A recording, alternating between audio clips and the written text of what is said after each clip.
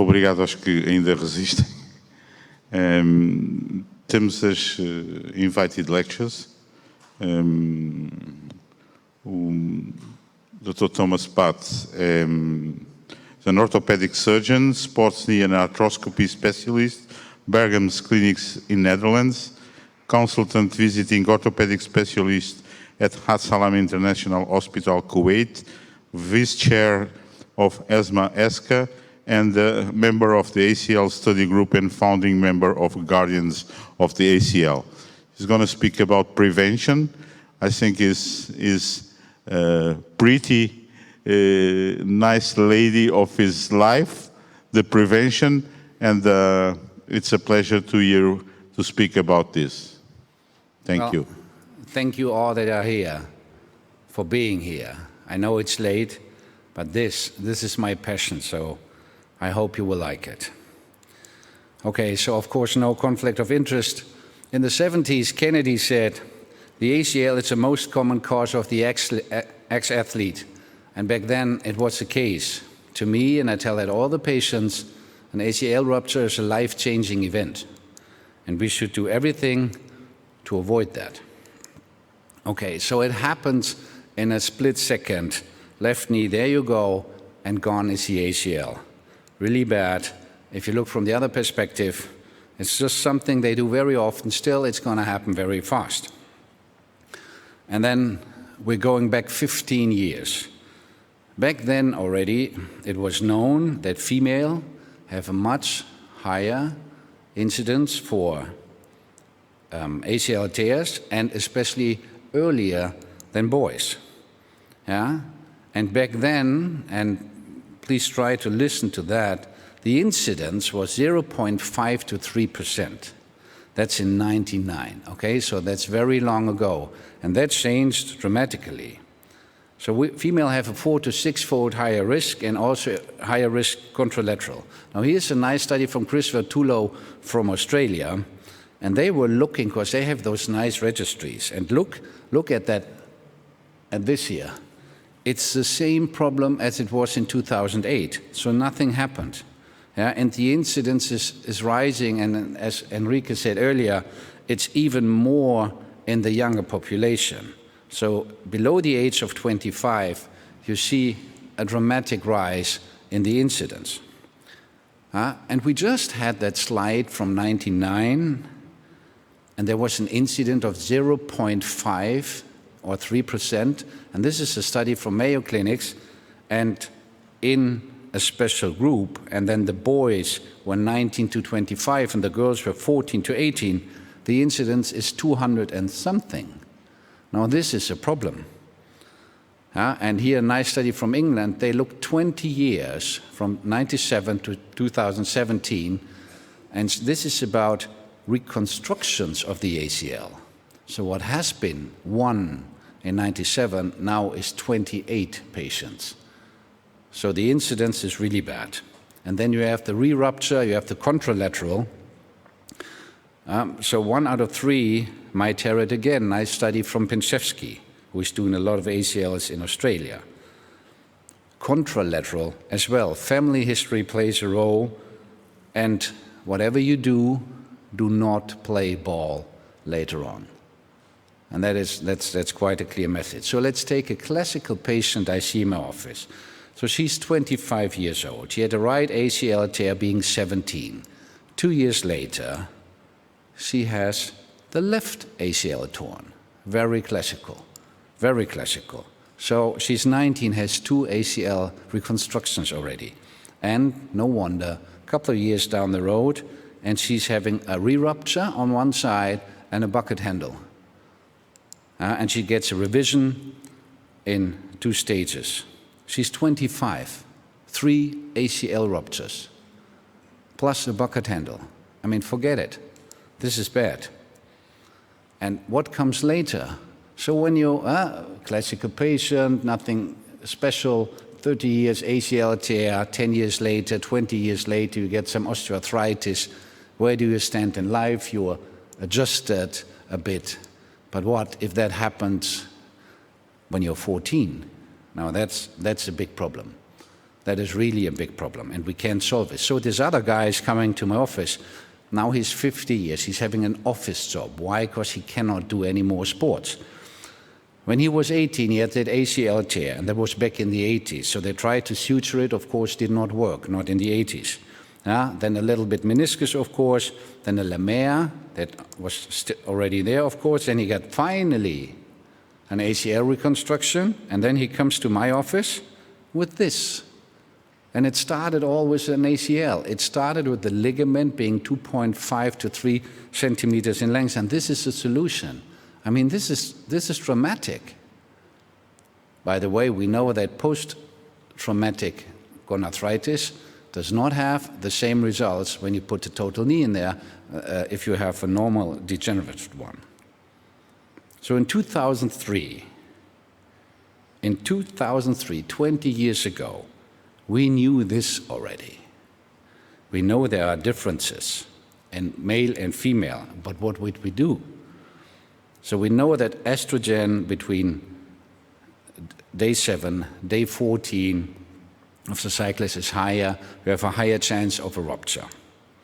We know that the notch is more narrow, the ligament is smaller, more easy for a tear. And we know this.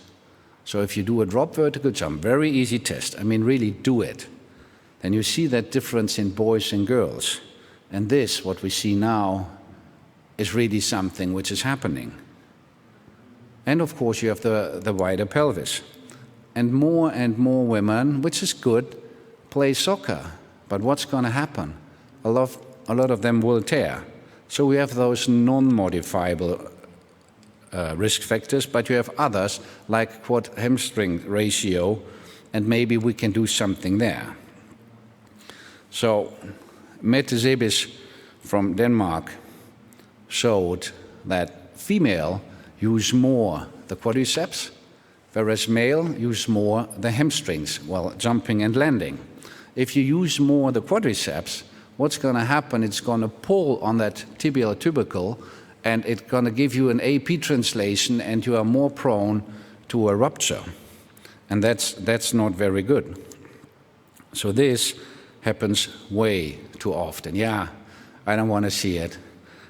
Way too often. December 2009, was up at Killington for my first event of the season, Rails to Riches, and I felt a little tired after qualifiers, made it through to finals, took a first run, felt pretty good, wanted to start going for it, working some new tricks, and unfortunately came off that box a little too early to a flat landing, and boom. Sports that involve a lot of turning and twisting or planting and pivoting are the sports that people are at highest risk for getting an ACL tear.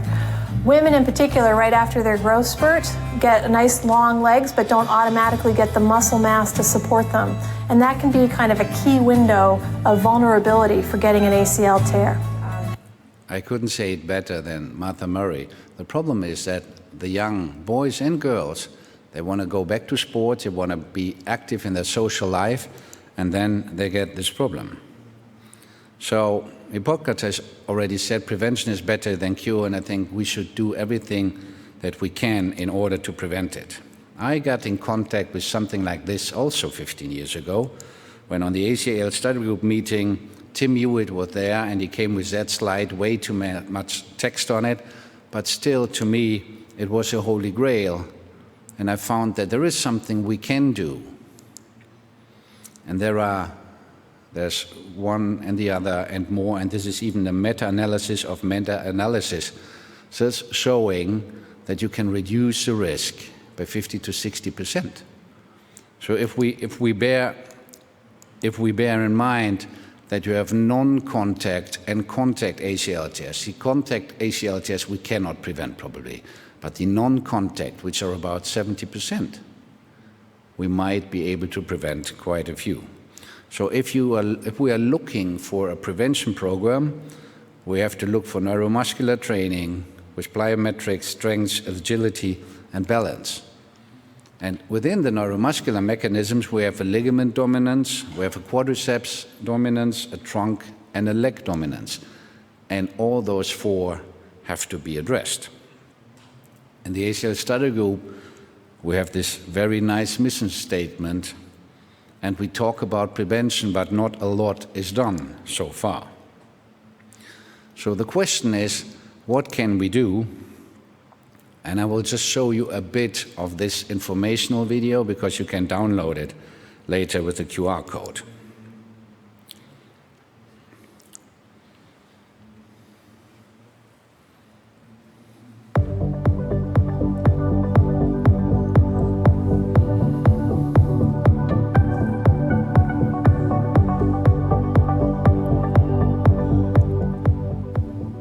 During the past few years, we've seen a dramatic rise of knee injuries among mainly young people, aged 8 to 23 years. In different countries all over our planet, studies were performed about the occurrence of knee injuries. Especially recent work from Australia showed clearly that the health and well-being of children and adolescents are at risk. The anterior cruciate ligament, ACL, is a major stabilizer of the knee. While functioning, it protects the two shock-absorbing systems, the medial and the lateral meniscus, from overuse and future damage. A meniscal tear will lead to degenerative changes and finally arthritis. Therefore, an intact ACL is fundamental. This small but crucial ligament is about 2.5 to 2.8 centimeters long and about 8 to 10 millimeters in diameter. It is the most examined and researched ligament of the human body, with more than 26,000 scientific publications. An ACL injury is a life-changing event. The rehabilitation is a long and winding road, with or without surgery. Moreover, it is a fact that the long-term effects of an ACL injury are devastating regarding functionality, activity, and pursuing active life happiness. An ACL rupture, with or without surgery, means neuromuscular and strength work for life. Especially in the young population, researchers have shown that also the negative psychological effects of an ACL injury are intense. Statistically, the risk of an ACL injury is 6 to... We as ESMA want to improve patient care throughout Europe with high-quality educational programs. We bring together different professionals from sports medicine to collaborate on the most important topics of healthcare in athletes. Stay active, implement warming up in your sports, and prevent having an old knee in a young athlete. We care about ACL, which implies we care about your knee. So we did a little fast forward in between, but later on comes a QR code and then you can have a look at this, okay? That's a little bit due to the late time. Okay, so Enrique showed that earlier already. So we have three different sets of exercises that are either for an activity level or for age. There is no evidence so far below puberty. We're working on that, whether there might be some, but these are exercises that really might help for some risk reduction. We also have 3 videos so that the children and adolescents can understand it, and all the exercises are shown. So we try to address them, and we want everyone, please do so. Everybody should go out there to his own club and talk to the people and try to help them to get risk reduction by a different warming up. So I'm not done yet. So Pascal, this guy here, he made that great video, so I'm absolutely thankful for him. And here on the lower is Anna, and Anna is a daughter of Enrique, and she made this drawing when we were looking for a puppet, and Pascal made this from this. So that is excellent. So where is it implemented so far? What has been done? Enrique has taken care of that. It's somewhere in the Azores. And Enrique, you even had a video that they implemented because you were talking about the team that they had 3 ACL tears. Is that correct, Enrique? They had 3 ACL tears, now they're implementing it, and so far it's going good. That is fine.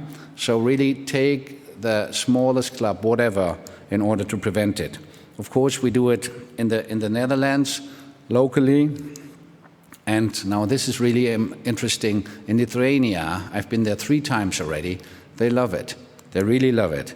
And this guy here on the upper left and here on the right, he is a very famous sports surgeon. He's been the professional basketballer. He was to the Olympic Games. And he says, we need this.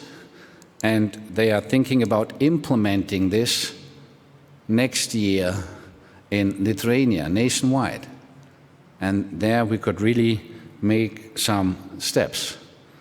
So I'm looking forward to do so. And if someone here wants to do that here or in Spain, Juan Carlos, just let me know.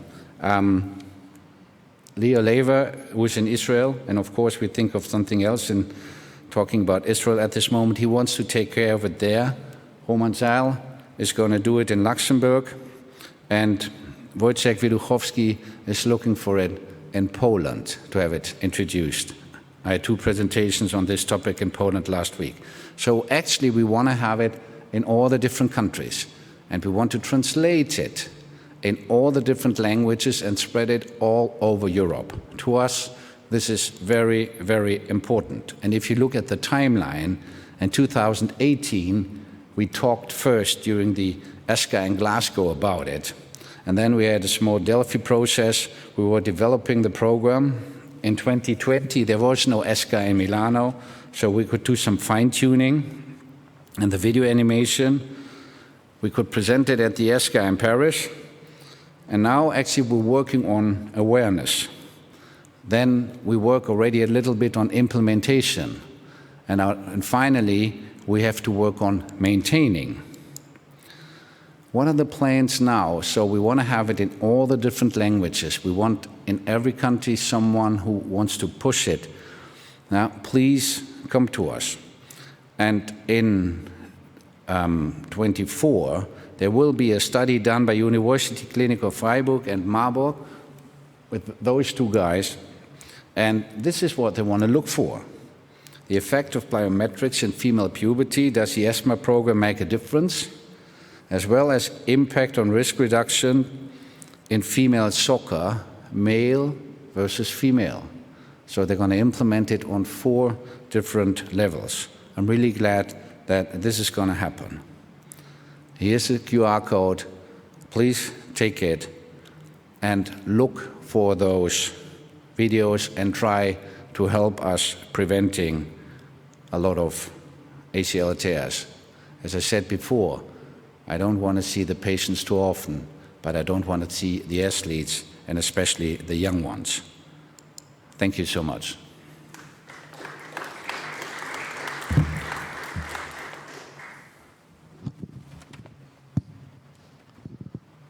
Our invited lecture, the second one, will be held by Juan Carlos Munlao, and it's a nice topic about meniscal transplant. Juan Carlos was one of the pioneers speaking with us about this topic. A lot of Portuguese people learn from him and still learning, and it's an honor to have you with us again with this nice talk. Thank you, Enrique. Good afternoon to the braves that still resist here. And this is my passion, Thomas, Fred. This is my disclosure. And of course, we have some antecedents, like in the case of the ACL, if you look at the literature, this guy, Don King, in the early years of the last century, already experimented what happens with the knee when the meniscus is removed. And what we have seen is that the degenerative changes are absolutely related to the amount of meniscus that is removed. Further, they also saw that the ability of the meniscal tissue to repair is absolutely linked to the kind of proximity to the synovial layer, meaning that if there is some blood there, they can heal. If not, it is impossible. Some years later, Fairbank do the same clinical study, and this has a lot of repercussion. Look at this nice imaging from his original paper, absolutely describing the biomechanical changes that happens in the knee after the removal of the meniscal tissue. They have been reproduced several times in different ways in many papers that came later, but the principles are there, what happens in the knee after meniscectomy. And that's the reason why the evolution of the treatment of the meniscus has been evolving as well, particularly after the introduction of arthroscopy. And in the 90s of the last century, we start with the substitution of the meniscus, either using scaffolds, that has been working for a while, and at the same time developing allografts that are still in place and have a definite role. Nowadays, we know some things about the meniscal transplantation in humans because we have this technology almost 40 years in the market. We know that they are able to provide pain relief to the knee that had been previously meniscectomized. We know that they can improve the knee, they improve the knee function, and we know that there's plenty of uncertainties, the treatment, the diagnosis, the rehabilitation, and so on. We try to depict today some of the certainties and some of the uncertainties in the light of our knowledge.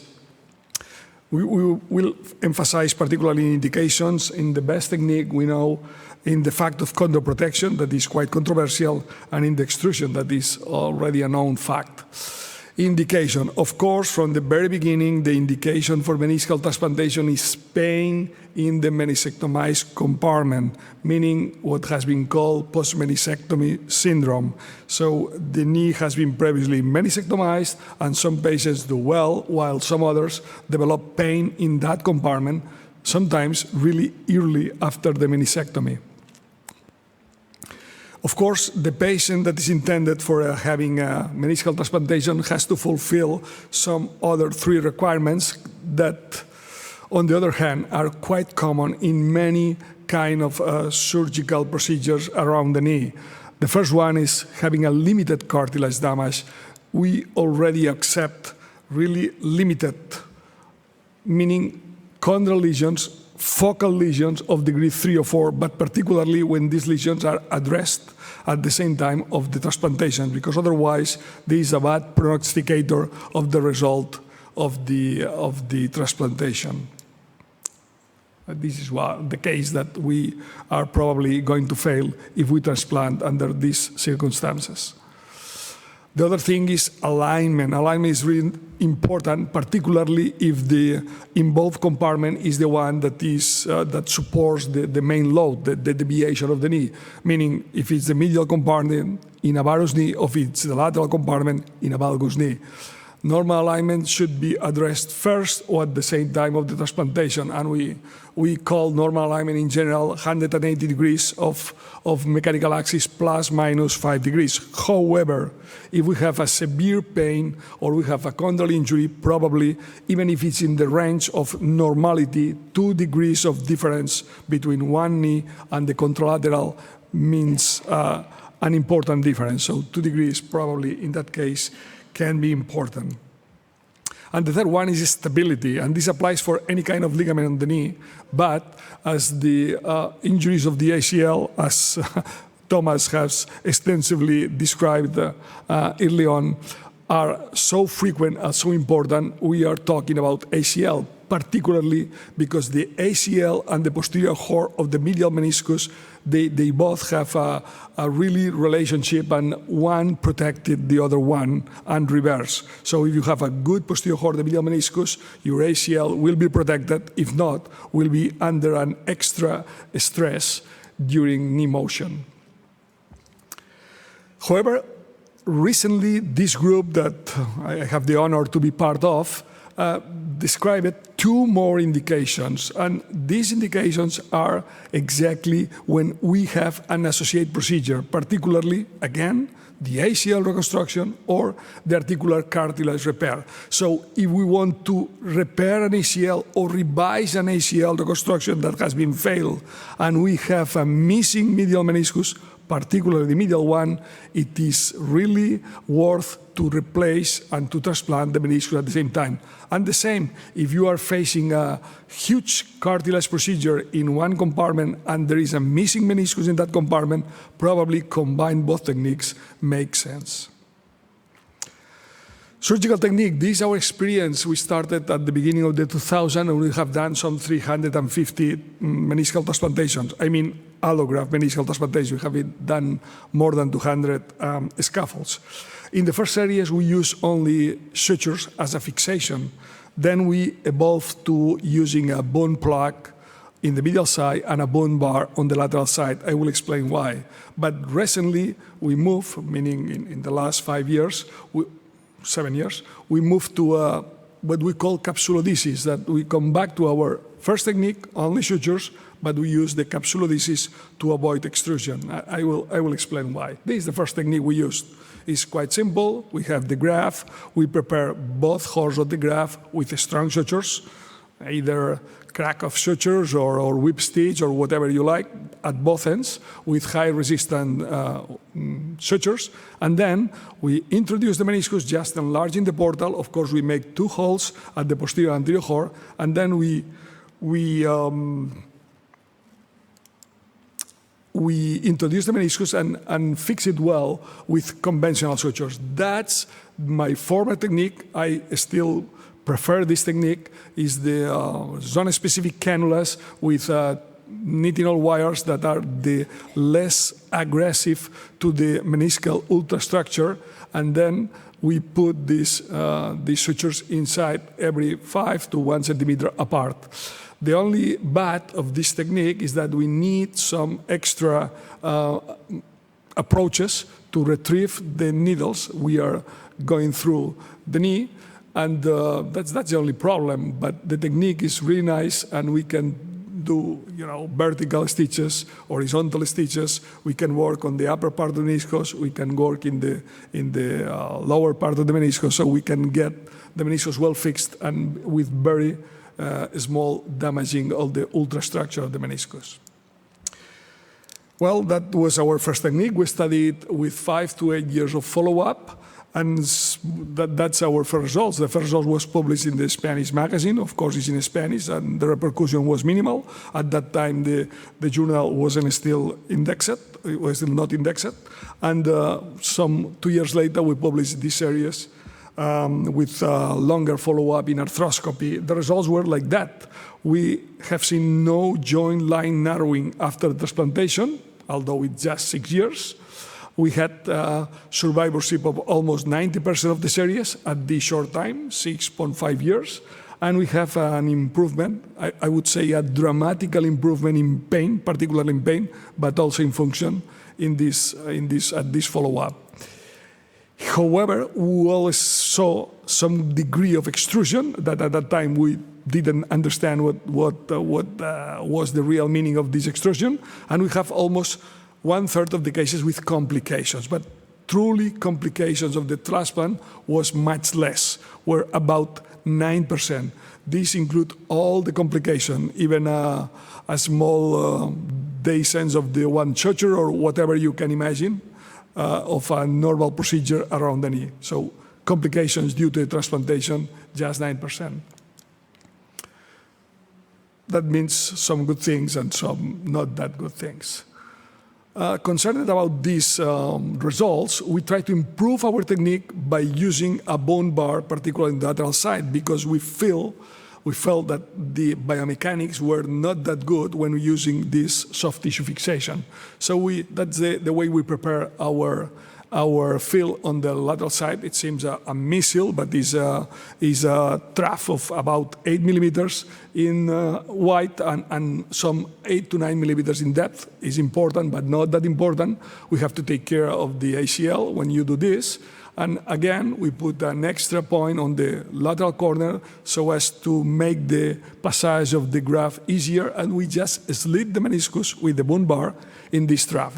The technique was quite easy, it's quite reproducible, and the final result is as nice as it is. Then we use again the sutures you prefer. In our case, it was regularly all inside sutures in the posterior aspect of the knee, some inside out in the middle part of the body of the meniscus, and a couple of outside-in sutures at the anterior part of the meniscus.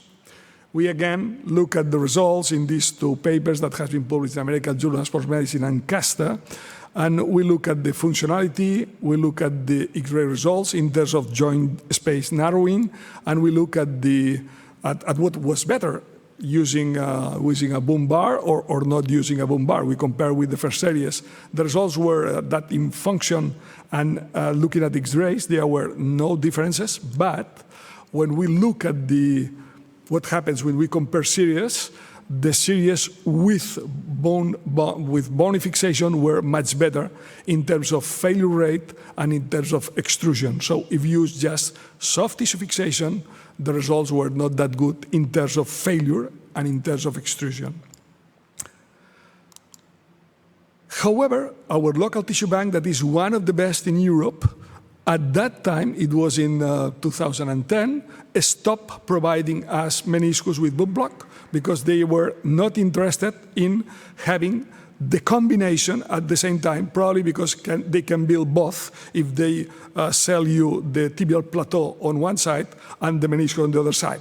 I don't know the reason why, but they stopped providing this type of tissue. So we faced the situation of just stop our program or come back to our former technique. But we were concerned about the issue of extrusion that has improved when you use the bone block. And so we tried to refine our technique and look what is the cause of extrusion. So what can we do to limit this extrusion? And we look at the meniscotibial ligaments that have been described, but not that well. In general, if you look at the regular historical treatise of anatomy, they talk about coronal ligaments, meaning something remnant that is there, but it's not that important. But at that time, it was this nice paper from the Mayo Clinic stating that up to 65 of asymptomatic meniscal extrusion was related to meniscotibial abnormalities. That was our own feeling. And then we look at the meniscus as they were provided by the tissue bank. Look at this lateral meniscus and look at the huge structure that is just in front of the popliteus tendon. Look at this huge ligament. This, my dear friends, this is not a coronal ligament. This is something else. And we look at this. We look at one of our fellows did a nice PhD, just, this redescribing and dissecting a lot of knees in the University of Barcelona, and he has described this consistent anatomical pattern between the lateral meniscus and the tibia, the popliteofibular ligament, and the popliteomeniscal ligament. We call MTBFC, that, of course, as you may understand, will not have a big success because it's too complicated. No one can remember this stupid acronym. But the ligament was there, and we developed a technique trying to reproduce this ligament. This is the technique we call capsulodesis. It's that simple. We make our regular technique of soft tissue fixation, but we put two holes that were drilled from the contralateral side at the beginning of the popliteal hiatus and 1 centimeter anterior to it. With these two holes, we just, and the help of a needle, we capture the remnant of the meniscus, and if there is no meniscus left, the capsule, and fix it to the tibial plateau, to the margin of the tibial plateau, so as creating a buttress where our new graft can be fixed, instead of, having a lax structure that was extruded at the very beginning when we tried to fix our meniscus. And this is the results. We look at this, the first series of this technique, and we compare with the use of the boom block, the 15 cases one side, 14 cases in the other side, and the results were like this. We have less extrusion when we use the technique without bone block, but using the capsulodesis, even including the first cases that should be considered the learning curve. So when using this technique, we call capsulodesis, even if you use no bone blocks, we have less extrusion, Although, in terms of functionality, again, the results are pretty much the same. So the thing seems to work in terms of extrusion, and we were happy. We look at the same series again and publish this nice paper, and again, we see that there were no changes in knee functionality, no difference at all among groups, but again, in terms of extrusion in this paper, again, we make sure that the results were as good or if not better than when using bone fixation. However, what is the long-term result of these meniscal transplantations? Well, we recently published our first series of meniscal transplantations, 51 patients with 36 years follow-up, with 36 years average at the time of transplantations, and more than 50 years right now. And this is the result. Liscombe score in pre-op 61, Techner score 3.1, BAS 6.6 out of 10, a real high. Then at 5 years follow-up, 61 goes to 86, the 3.1 goes to 6, a real high Techner score, and BAS, the pain analogic score, drops to 1.3 when it was 6.1. And these very same figures maintain quite well over time. So at 15 years, still 77, still 5.5, and still 2.5. So although the results got worse over time, they are pretty good and much better than before surgery at 15 years of follow-up. If you look at the same series in terms of failure, mat removal was necessary in 42% of the cases, quite high number. However, conversion of total knee or partial knee just in 13% of the series, which is astonishing. So, meaning that some of the meniscus has to be removed over time because the meniscus can break, the original meniscus, and the allograft, of course, also can be broken. And but again, only 13% of the series requires a total or partial knee. If you look at the other side of the coin, meaning survival rate, 86 survive at 5 years, 15 at, 60%, almost 60% at 15 years of follow-up. Look at this case, 18 years old at the time of transplantation. This is the nice compartment. The patient has pain. It was a discoid menisci, that discoid meniscus that has been broken, and the surgeon tried to repair it, but no way. At the end, he removed it all, but 1 year after surgery, the patient started having pain, and well, we do the transplantation. This is the imaging at that moment. And look at the 10 years follow-up. This guy was 28. At that follow-up, look at the meniscus, not a normal meniscus, but in place, and the compartment is still quite good. Not perfect, but still quite good. So the best the indication, and the early the indication, probably the better the results. So in conclusion, the transplantation is good for pain relief. We have a robust body of literature on that matter. In functional improvement, again, the same. Worsen over time. I am worsening over time. Everyone worsens over time. Nature worsens over time. Of course, the transplantation do so. But high survival rate, even at 15 years of follow-up, almost 60%. However, we have to consider that it is not a meniscus anymore when we transplanted it. It's a kind of cushion we put there, probably partially repopulated with cells, not completely repopulated, but works for a long time. And, well, chondroprotection, what is that? I mean, if the patient was able to last 15 years, I think we are providing some degree of chondroprotection. Of course, we cannot pretend that that compartment will be pristine after 15 years. In fact, because the patient was 50 years old, and nothing at 15 years old was as when we were 20. But some kind of protective effect, of course, it does. But it's not perfect. And so we are pushing a little bit the envelope. We are pushing a little bit the indication. Look at this case.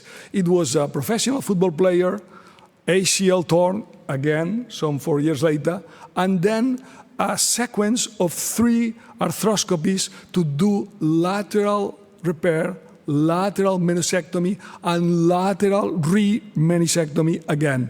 The guy ends up still playing in Japan, former player of the Barca team, but still playing as a professional in Japan with effusion in an everyday basis and pain. I said, well, guy, just stop football or put a partial knee because it works very well, but the guy was 34 and was not happy with that solution. So we agree in having this kind of biological resurfacing or biological prosthesis. So we do as we perform a kind of a uni biologic, removing the tibial plateau that was really worse, just 8 thin slice of 8 millimeters, sizing it with the regular instruments of a uni knee, making sure that it is okay and we can preserve the full range of motion. And then, instead of just putting a total or a meniscus allograft, putting a complex tibia, osteochondral, and meniscus allograft. So this is really challenging, and we don't know the results, but we try in several cases, desperate cases like that, with the agreement of the patient, of course, because they know that we don't know the outcomes, how will be. We know the outcomes with unipolar injuries, but not with these huge bipolar injuries. We work in both sides because the femoral condyle wasn't good as well. And this is the type of surgery we do with this guy. Well, there were plenty of small injuries, and as we have all the fresh allograft, we try to take advantage of it and use it. See at the dip, just 6 to 7 millimeters. But you know, this is a kind of rescue surgery. I don't want to promote this surgery. It's just probably a matter of research and investigation and see what happens in the forthcoming years in a guy like that. It was 1 year ago. This is they call it snowman, the kind of reconstruction we did in the femoral side with this really long videotape.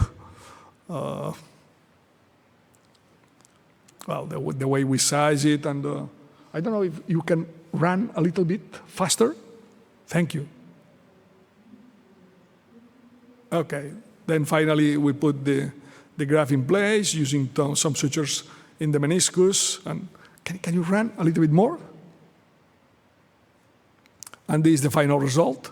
With the graft in place, we fix it with 2 simple screws and fix the meniscus with sutures, and that's it. And that's the guy 9 months later. As you see here, the allografts were perfectly incorporated, either on the tibial side and on the femoral side. The guy has full flexion. He was able to recover the full extension because he had 5 degrees of flexion for more than a couple of years, and there is no effusion anymore, but he was not able to return to play at the maximum level. He's doing just jogging and things of the normal life. So perhaps it's a matter of investigation for the near future. I thank you very much for your attention, and again, I invited you to the next ESCA events that should happen in 3 weeks' time in Warsaw and then in Milano next year. Thank you very much for your attention. Muito obrigado.